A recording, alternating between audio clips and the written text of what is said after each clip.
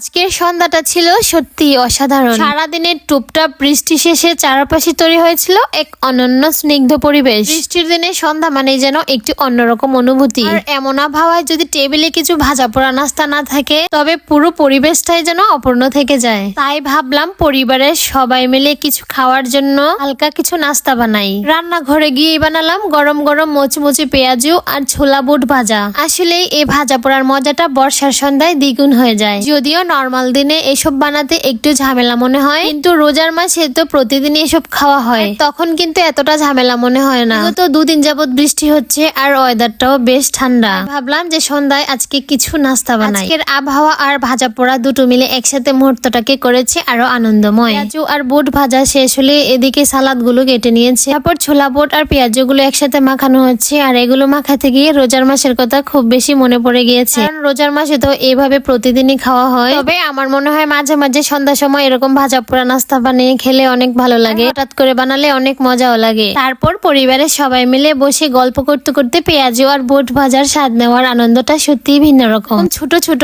এমন মুহূর্তই আমাদের জীবনে অনেক বড় আনন্দ নিয়ে আসে। তো এই ছিল আজকের বৃষ্টি ভেজা সন্ধ্যার আড্ডা আর নাস্তার গল্প। আপনারাও সন্ধ্যার সময় কে কে নাস্তা বানিয়ে থাকেন কমেন্টে অবশ্যই জানাবেন। সবাই ভালো থাকবেন, সুস্থ থাকবেন। আল্লাহ হাফেজ।